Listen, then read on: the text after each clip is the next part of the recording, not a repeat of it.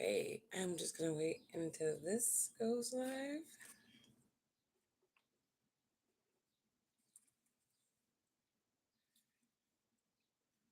All right, there we go.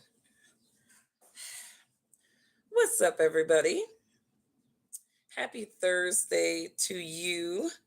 For those of you who follow this live stream, you guys know that I am very random, but I was being more consistent, lately with in lieu of some of the current events that are going on in the world. And then my mom passed. And you know, I don't like I don't know, I'm sure everyone a lot of people have lost their moms before. I've, processed estates for people who have lost a parent, but I will tell you that um as a person who as my career path I process estates, I am always on the other side of the life event, if you will. That was probably a devastating moment. I think I'm still kind of getting over it still. I'm still, I think the more I say, mama's gone, it's kind of like real for me. But yeah, I just kind of checked out and just processed. And I think for me, I'm like a hyper logical person. And so I like to process my feelings. I like to have a hold of my feelings. I like to get a hold of myself, if you will. My mom was a very strong woman. And like, even like after she passed away and I was getting back into the work groove, it's like I could just hear her in the back of my mind, like, get back to business, because my mom was 89 years old and full consciousness, not sick at all, a health nut, but obviously, the heart, gives out, when it gives out. She lived almost 9 decades, went through some great decades of music. And, it's interesting because those of you who follow my page, like I lost my biological mom 2 years ago. So it was interesting because she had renal failure and I knew she was going to die. She was very um very neglectful of her diabetes, if you will. And so when you see a person kind of self-sabotaging and you can't tell them what to do because they're grown, you know how mamas be, don't tell me what to do, I'm grown. But it's like, you got to have healthcare management or you're not going to be around for very long. And that's how my biological mom was. She was very, her managing her diabetes was a struggle for her, and ultimately she lost that battle. But I was watching her lose that battle. And the thing is with my biological mom is I connected with her again when I was 21 years old. And so, for the most part, she didn't raise me. When I refer to my mom, I'm referring to the woman who adopted me, not the person that gave birth to me. And, you know, I think that, anybody who has had experience in the foster care system, it could be hit or miss, because I've heard some horror stories about the foster care system where kids kind of, they end up worse off than they were when they were their parents, because sometimes those foster parents can create more trauma for the children. And I've heard plenty of cases and seen plenty of cases of that. But in my case, it was like I was living with my biological mom, and like I'm just this 6, 7 year old kid, and everything about my life was not normal. And I was praying it away before I even knew that God existed. I had an imaginary friend that I couldn't see that was kind of always tethered to my consciousness as a child.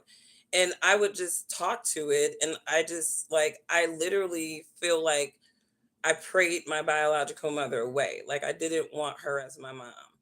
And, you know, I remember that prayer one time. I was 7 years old. And, you know, 3 weeks later, CPS came, took us out the house. And, you know, it's kind of one of these things when you're a kid, it's like careful what you pray for. Cause me and my siblings, like we were really tight. But, that night, it's like we all go to the Penobscot building downtown Detroit. And they're like, oh, go look at all these toys. And we're all looking at toys and we're traumatized. We just got snatched away. A whole bunch of cops raided our house and stuff. And so, you know, then we're like kind of thinking we're not knowing what's going to happen next, right? And just one foster parent at a time came and just started picking off my little siblings, like my little sister went to one home, you know my little brother went to another home. And at this point, like, screw the toys, like the trauma is just like everything is reactivating again. We're like really emotional. We were kind of calm with the toys, and then that started happening. And then my mom came through, and she was just so heartbroken by what had transpired that she insisted on taking me and my sister. And like, I think like we were so traumatized. Like, I know for me, like, I know my mom thought I was slow because I didn't talk for like almost a year. I was just a devastated kid. I was only 7 years old, and there was just so much going on around that you know but she insisted on taking us both, and she was only licensed to have four foster kids in her home. But she promised my older sister that she would get us all together. And so every time a kid would leave her home, she would get one of my siblings instead of taking like another kid. And then, within less than 2 years, my mom had us all together, you know, and she was very intentional with us. Like, she poured into us spiritually. She regimented us. She taught us etiquette. She taught us how to be as individuals. And, my mom was really never into narrations and propaganda of the Black female, the Black image. And she was very against us buying into those propaganda or those manufactured images of Black people. And so, I appreciate my mom was 53 when she got us as foster kids. And it was 1 year after her husband died that she got foster kids, because she said she just didn't want to be alone. She had retired early to take care of her husband. He passed away, and she didn't want to be alone, so she got us. And she never intended on adopting. But once my biological mom's rights were taken away from her, the state starts, they start putting pressure on the foster parents to, like, kind of shit or get off the pot. It's like, if you're not going to adopt these kids, then they got to be removed from your home. And at that point, we were with my mom for like over 5 years. And, you know, it was like a leap of faith for her. She was retired. She did not have to do that for us. And she adopted us. And like I said, my mom passing away is like, you know, losing a mentor. And just continuously throughout my life, my accomplishments, it's like, losing my biological mom, it was sad for me. But, if you ever lost your mom, the person that raised you, reared you, it's like, I can't even, like, I've never been even in love with a man as much as I love my mom. So I don't even, like, this is like the first time that my heart has truly been broken. And so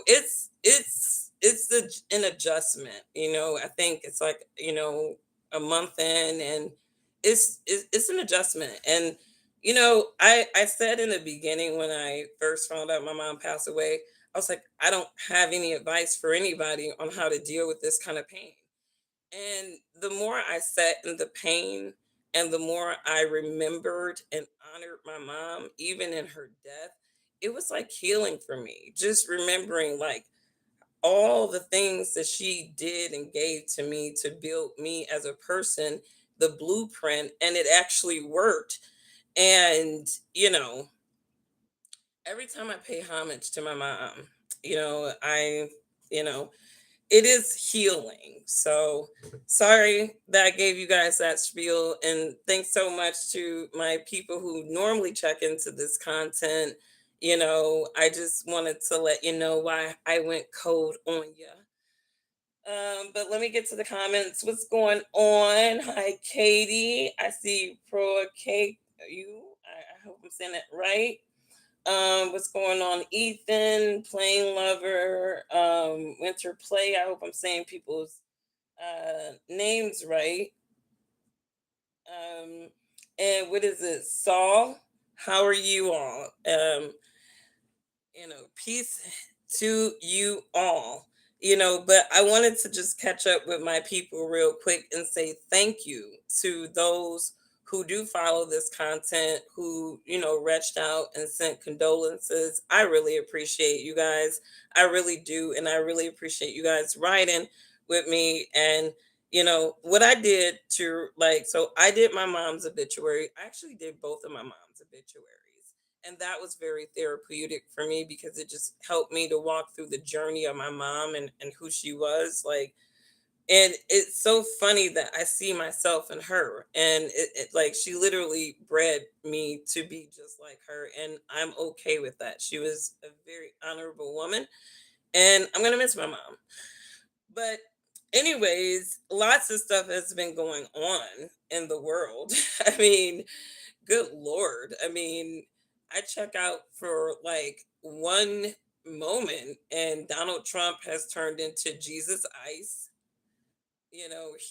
I'm sorry, Dr. Jesus Ice. All right. He's saying that it was him as a doctor, but he has pedoed a lot of people, especially a lot of the Catholics, you know, and it's interesting because I do see the the turning almost of the Catholic Church. I mean, there's a lot of denominations of Christianity. But I do see the intentional calling out of Catholics specifically. Now, mind you, right? Anybody who follows this content, I do not participate in Babylon the Great, the world empire of false religion. And so I don't have any thoughts or allegiance to any of these organized religions, right? But obviously Catholicism has had a very leading role in Babylon the Great. And you can kind of see just through the histories of their church, as much as they can be proud of their in stone doctrines and creed, they also had a lot of murderous people, murderous popes, pedophile popes, genocidal popes. So, the Catholics are not absolved from their wickedness either, but at the same time, we're just speaking straight civil conversation here. Who is leading Donald Trump's PR team these days? I mean, I think that that's a fair question because it's not even just this photo that started making me think Donald Trump is not doing these tweets. Donald Trump is not doing these tweets. I mean, you can kind of tell how a person speaks, and it's kind of it translates, especially a person like Trump. It translates through the way that they kind of write as well. And one of the things that I see with some of these tweets that have come out from Trump since the Iranian war conflict, and even their little idle threats, like you got into 8 p.m. and Iran was like, fuck you and your crew, right? 8 p.m. came and went, and Iran stayed the course, and the United States has continuously looked like boo boo the fucking fool in the whole damn conflict, right? You got JD Vance over there looking like a failure in Pakistan. And then he comes back and he's talking shit about the Pope needs to stick to morality, as if killing people because your country is failing because you got a bunch of self-interest people who have woven themselves into your government and has pretty much convinced you to spend on things of their interest while you're short squeezing your populations of people into economic despair, and you are slowly short squeezing the prosperity of the nation. And I think, that's kind of like where JD Vance kind of loses the plot for me and the whole Trump administration. They don't have a damn plot. Their only plot is mimicking the Roman Empire's collapse in a game of battleship. But unlike Rome, the adversarian nations were not nuclear. All right. They didn't have just like the little war stuff and everything like that. They got nukes now, right? So we can't compare any modern warfare to anything before. And that's just what it is. And so again, playing with fire, and history is repeating itself, right? History is repeating itself. And again, this is the behaviors of imperfect humans on earth since the inception of nations of people. So you got to go back to the book of Jasher. You got to go to the book of Enoch. You got to understand what happened in that first system of mankind that earned mankind those judgments to be wiped out the way that they were. And then you got to kind of understand what is happening in this second system of mankind. There's nothing new under the sun. And actually, the generations of mankind has gotten kind of from bad to worse since Noah's days. So, yeah, you know, we're looking at what we see as the beast system. See, a lot of people keep talking about a new world order. The new world order is dying. All right. Like what they're ushering in is last rights to mankind's sovereignty of power on this earth. And so what you're looking at is the increasing of imperializing other nations. That has to happen. Nations have to rise against nations, right? And this is not just a biblical prophecy. This is actually something that you see happening. It's in the brew, right? You have these axes of powers, these conglomerates of powers, and even you see the fracturing of conglomerates of powers because even Europe is looking at the United States like, y'all don't even give a fuck about our allyship. Y'all over there talking about imperializing Greenland. What the fuck are y'all really on? So now their own allies, this nation's allies, are side eyeing this nation. They don't want to support them. NATO is an illusion right now. If anything, BRICS is more coordinated than NATO. And I'll tell you why. Because, here's the thing, don't think that BRICS nations have not been sitting around probably thinking about the same thing that probably Benjamin Netanyahu and the United States Zionist conglomerates have been thinking about. Iran, Iran, Iran, Iran. It is on their wet dream list for decades, right? And so now they got a yuppie like Trump, who is nothing but a puppet.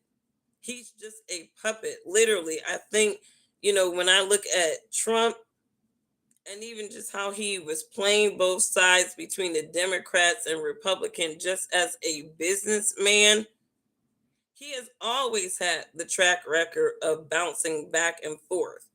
And I think the thing is, Trump, when people talk about Trump and him doing things differently this time around, and things that he was against before, right? You got to understand somebody got leverage on our president of the United States. Some foreign entity has collateral on this president. He has to play ball. He has to play ball. Tucker Carlson called him a slave. I mean, it would be a king. You would be a king to a slave if somebody had damaging collateral on you that would destroy your reputation and legacy. But I don't think that people realize it's a double-edged sword, or Trump doesn't realize it's a double-edged sword. You're going to destroy your legacy regardless. And even though you'll walk away with lots of money and stuff, your legacy is going to be fried. And a person like Donald Trump, I don't feel like he's gonna just, if he is being leveraged and whatnot, I don't think that the Trumps would really let that fly without leaving a couple of Easter eggs for all of us to figure out some extra stuff. But that's just speculation. But Trump is a different guy because he's a leverageable guy this time. You got Jeffrey Epstein files, Trump playing ball on a lot of things that he said that he would not play ball on. No new wars. This dude is juiced up about Iran, punking them into relinquishing their natural resources so that the United States can survive because we've been infiltrated by usury demons that have siphoned our and overspent, and they know they got the taxing power, so they just put all their bullshit on the taxpayers. $40 trillion in debt. I'm sorry, that's like literally decades of just financial neglect. It's just decades of financial neglect. I don't care what political side you're on. That is decades of financial neglect on both sides. And no sustainable individual would be able to sustain themselves with that type of debt.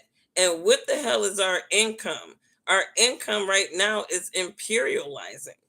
We're raping GDPs of other nations because we've been that derelict of our duty to have financial responsibility in this nation. And that's just what it is. Like they keep playing these little Democrat and Republican game. No, we got an infiltration problem. There's been an infiltration problem in this nation for decades, and these people have been siphoning the earnings of the people with bullshit. So there's no side to be on, you know. And if you're still on team Dr. Jesus, Donald Trump Ice, I'm gonna start calling him Jesus Ice. Dr. Jesus Ice. Because this is what Trump really wants his base to look at him as. They want him to look at him as their Lord and Savior. And to me, I just want to know, like, for the MAGA people, like was that like remotely a line cross for you? Like, are you still like whatever he does is fine? He's just joking, whatever. Like, was that not like a fine line for MAGA people at least? Like, okay, you can do all kinds of weird things. He mimicked a mentally disabled person. They were forgiving on that.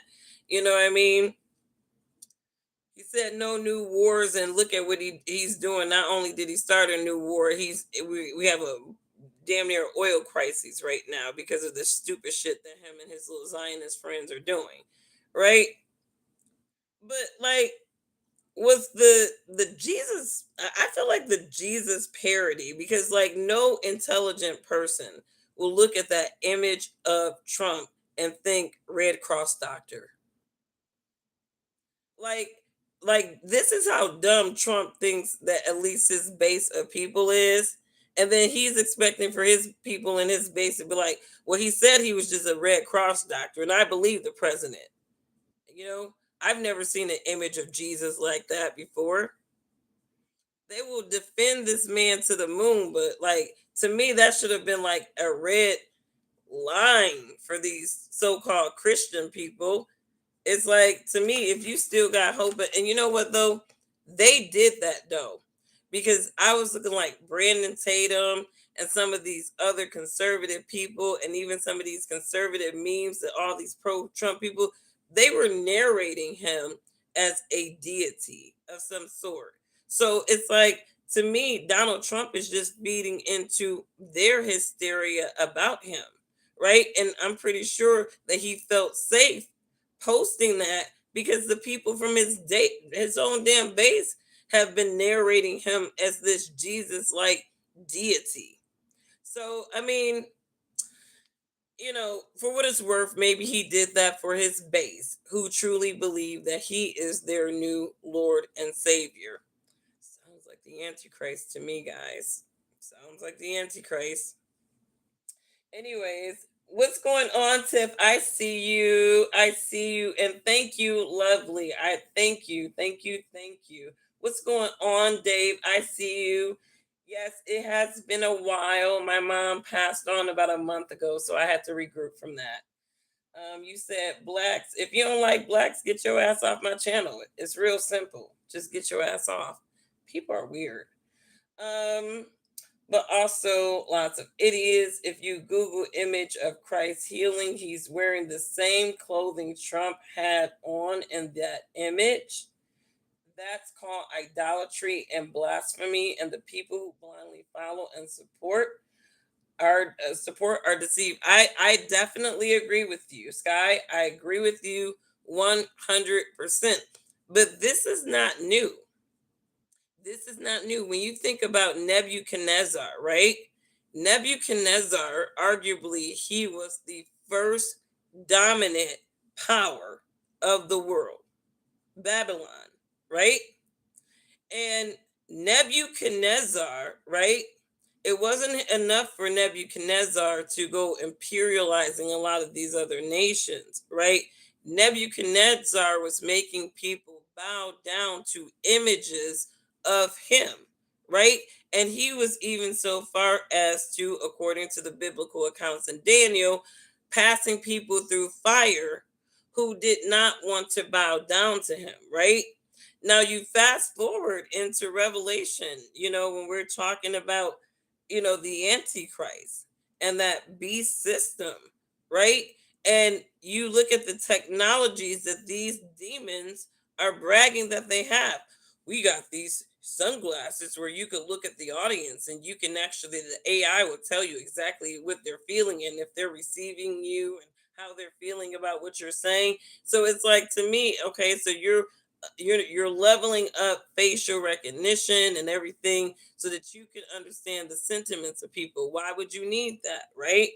And it's like, to me, there's some of this technology, it's like there's bigger issues in the freaking world than trying to figure out how to be God and scan people and how they feel, right?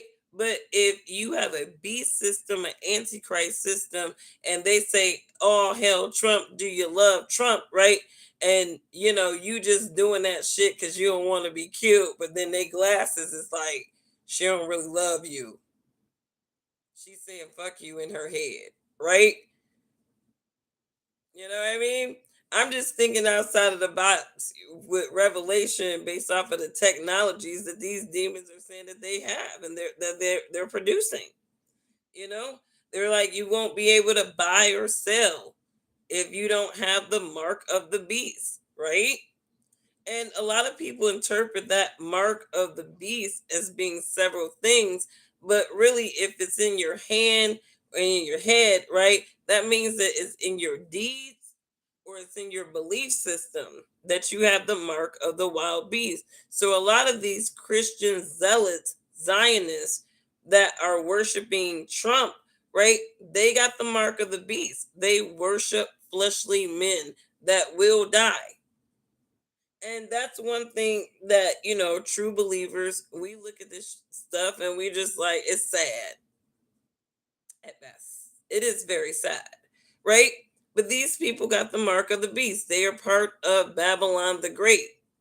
And the in Revelation 17 through 18, it tells us Babylon the Great falls, right? And how does she fall?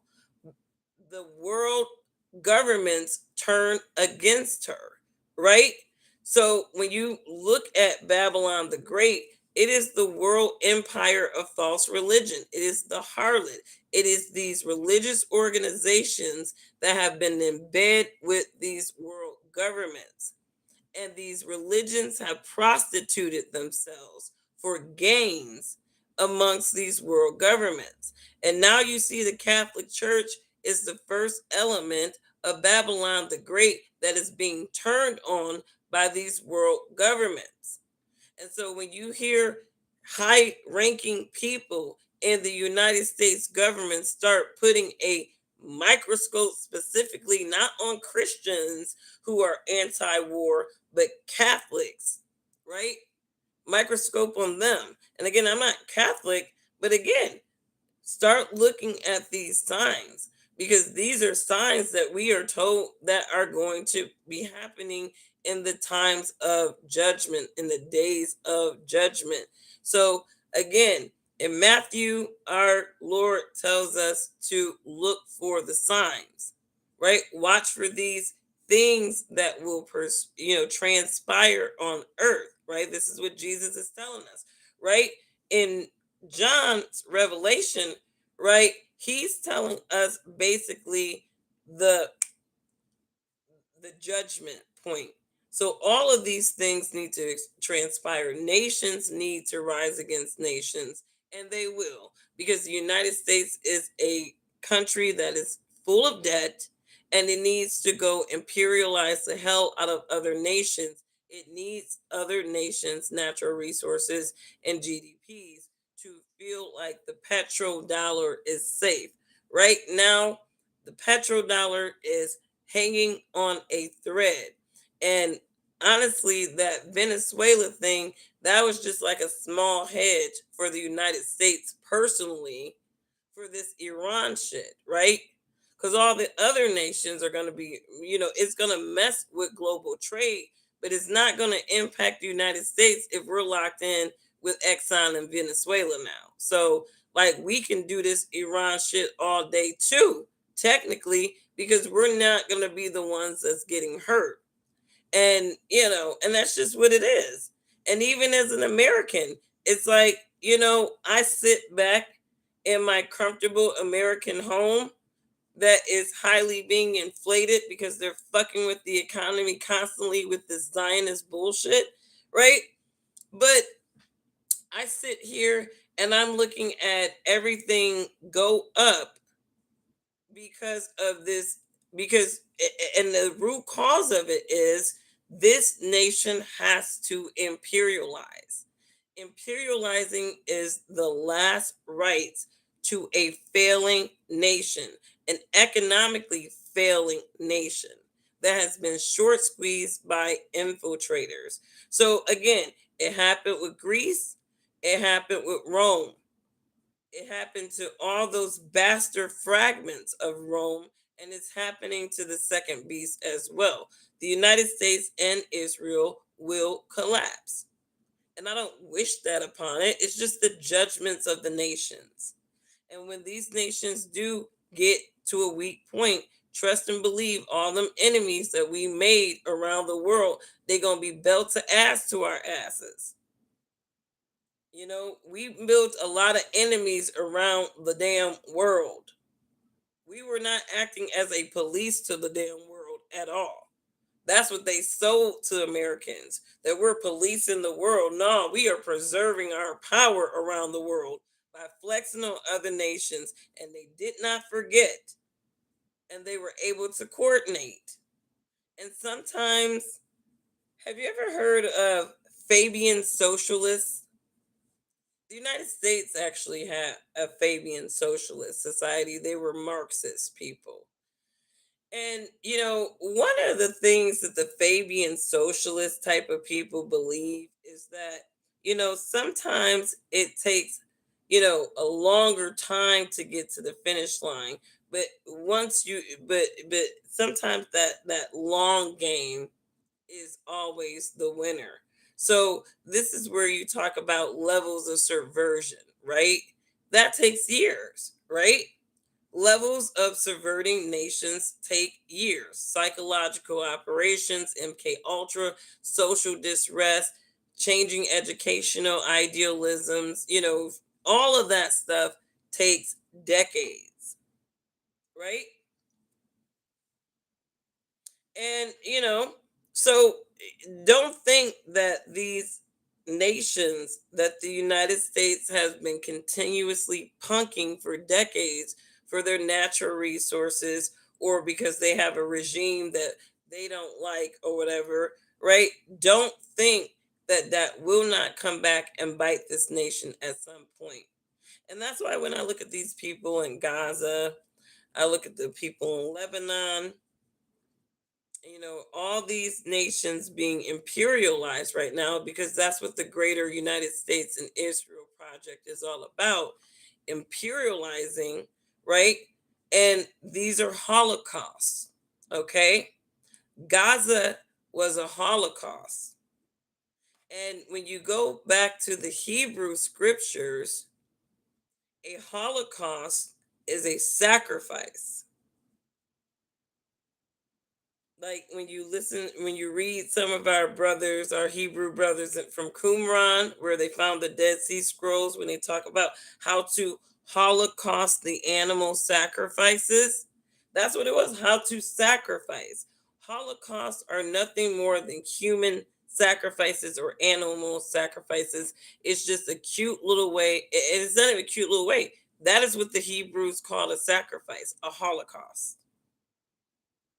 All right. So a lot of holocausting going on around the world today.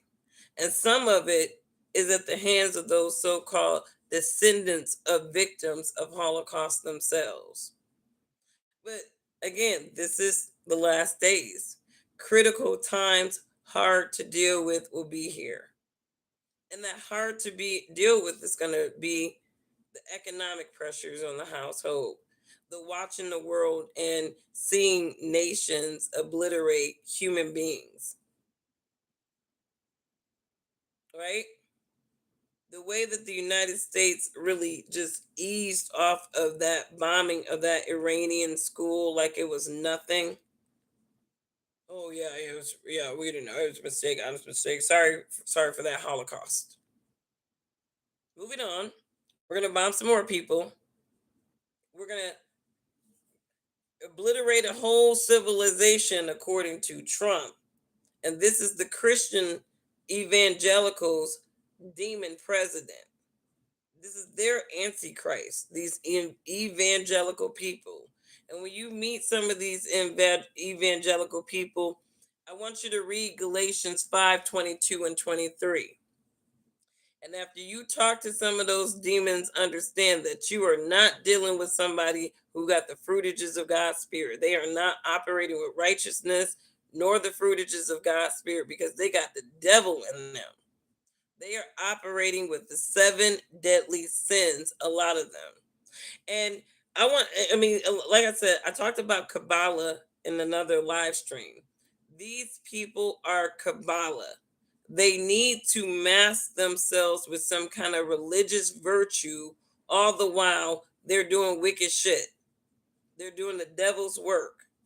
So when you hear people like Pete Hegseth, the United States military, their god is Vulcan, and Vulcan is a demon.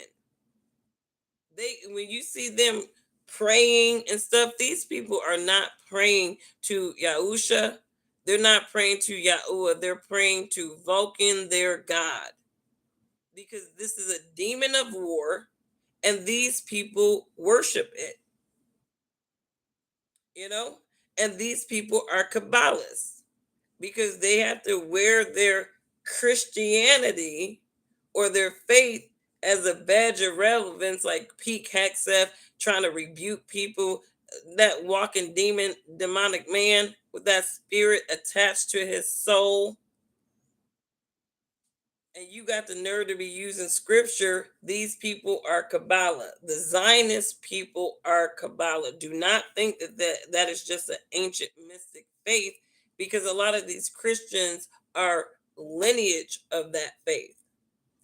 So when you think of voodoo, I looked at a documentary about voodoo, and they got to believe in Christ in order for their magic to work.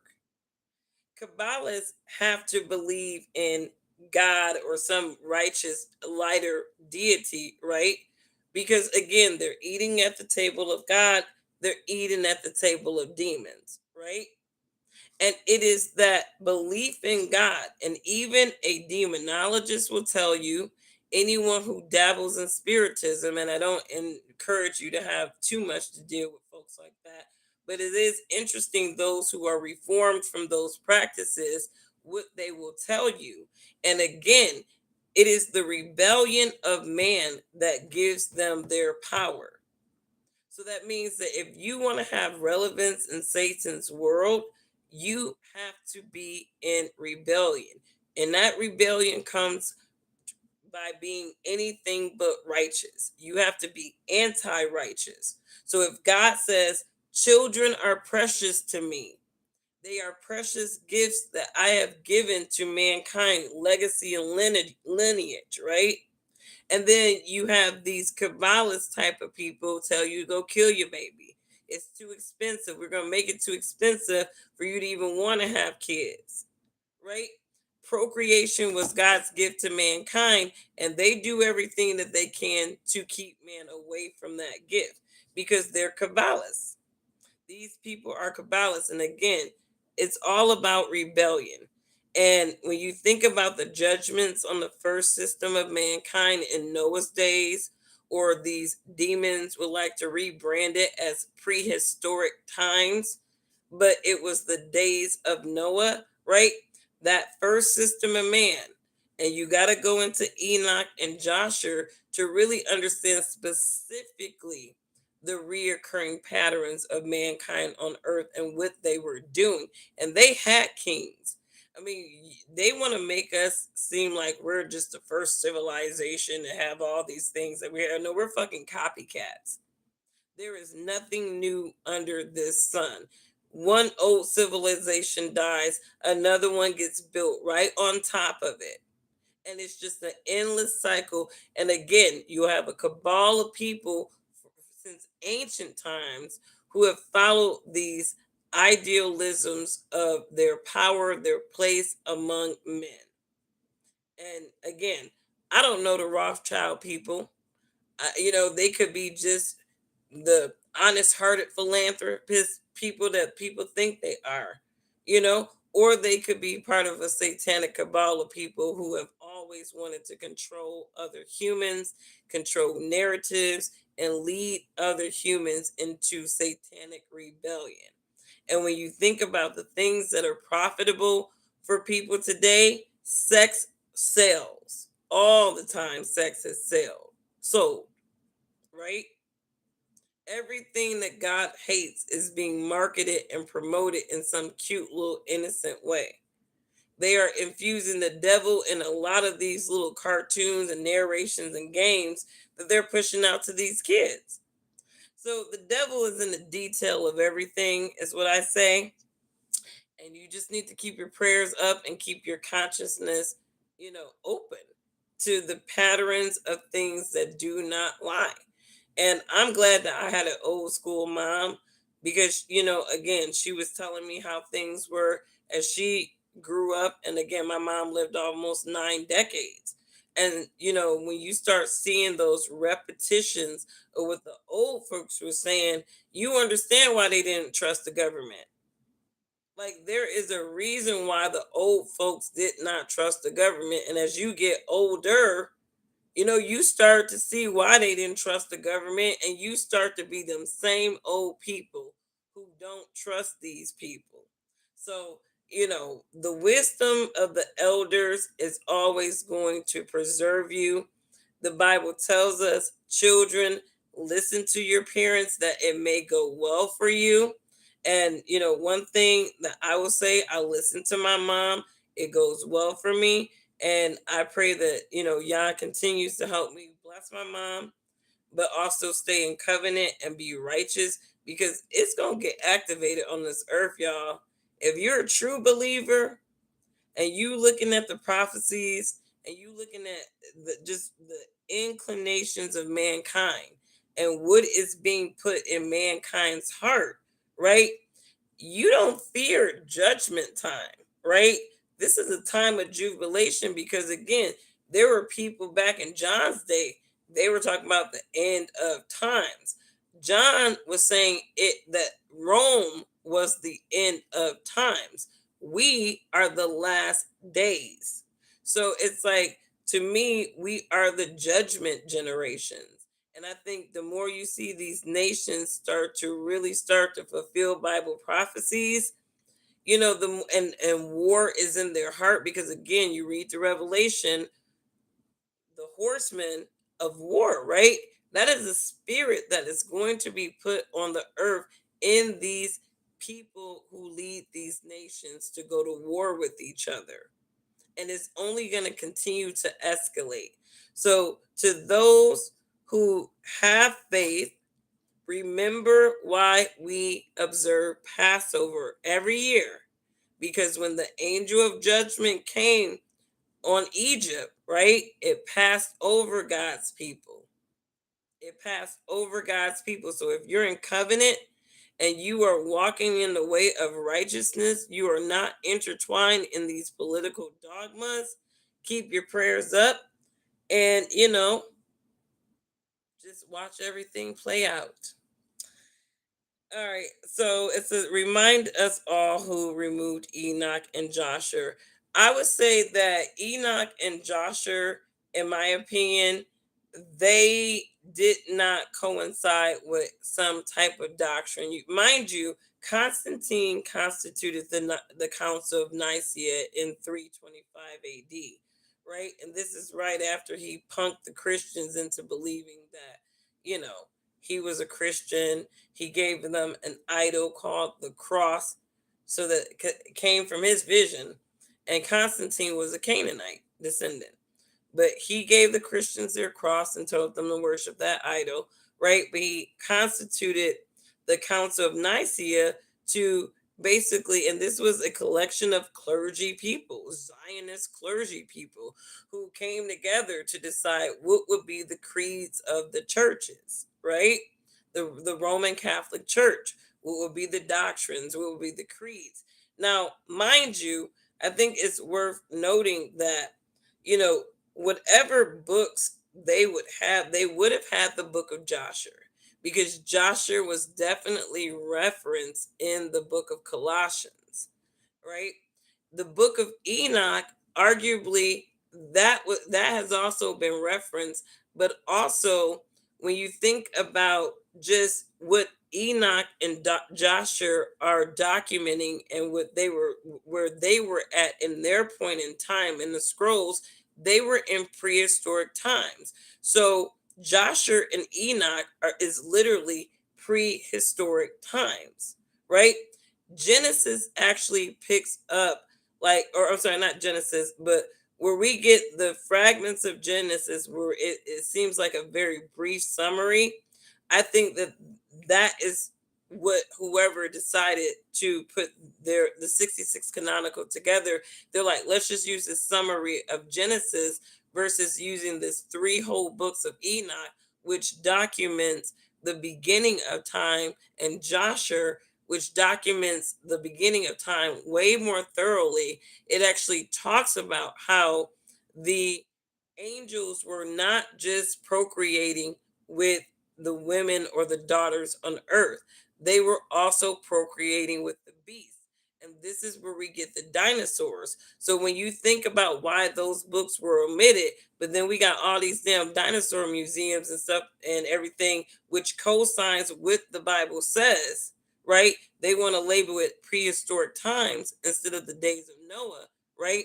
Now you got to start thinking, why did they decide to omit those books? Could it be that the archaeological facts is co-signing what these books are saying, right? But they have a doctrine, creed, or narrative that they want people to believe, right? They don't want you to focus on that there were dinosaurs on this earth and the Bible actually talks about them. And not only do the scrolls, not the Bible, but the scrolls tell you that they existed, it even tells you how they existed and what those angels were doing. Genesis tells you that they were defiling and mating with the daughters of the earth. They do not go into that they were also mating and committing bestiality with the animals as well. Joshua and Enoch gives us those details. That is where we get the story of the creation of the dinosaurs, right? And so, that's a great question. Why did they omit those books? What was the reasoning? And I think another thing to consider too is the Dead Sea Scrolls, right? were discovered in 1947, right? So those brothers and sisters, those Hebrews in covenant, not to be confused with Jews, because they were not Jews. Those people in the Dead Sea in Qumran, they were Hebrews in covenant that never converted to Judaism, right? They would be those who they did not call Jews or did not call themselves Jews, right? There was over 1100 manuscripts found in the caves of Qumran between 1946 and 1948. So you're talking about most people's Bible only includes 66 books. But when you go into the actual caves of Qumran and what they actually discovered, they discovered over 1100 manuscripts. And one of the manuscripts that I was obsessing on is Q4 186, because they call it a zodiac, but it wasn't a zodiac. The Hebrews did not deal in astrology to that degree. It was actually the Hebrews playing off of what the Greeks were doing, but it was more so repetitive observations of people. And when you think about what the Hebrews and who the Hebrews specifically was describing in Q4 186, they're talking about Canaanite descendants or those who call themselves Jews today. Um, and not all of them, because some of them aren't really from that region. Some of them truly are European converts, but we're talking specifically those who are Canaanite descendants. Um, that is what Q4 186 is talking about for all those scholars who are wanting to hide the truth and be ambiguous and act like you don't know. Speaking from the lens of the Hebrews, my brothers were talking about Canaanites in that scroll. So, mystery solved. You're welcome. But, anyways, you guys, thank you so much for tuning in. And again, shout out to Tiff, Dave Penn, and some of my regulars, Sky Wolf. I see you. Thank you guys for just the love. And, like I said, I've been healing. And one of the things I did is, when I was just kind of going through that psychological reconciling, of losing my mother, what I did was I wrote all of my kids a letter. And it was a letter from the lens of me not being here with them, not a suicide note or anything like that. But if I was in that situation, what would I want my kids to know? How would I want them to think? And how, all of the wisdom that I would want to just them to know in one spot. And that made me feel better too. And again, all of the wisdom that I passed on to my kids in that letter was wisdom that my mom gave me. So, if you recently lost a parent that's close to you, I would say the best way to heal from that is to continue to honor your parents even in their death, right? And you honor your parents when you draw off of the wisdom that they've given you and you pay that forward to your kids, right?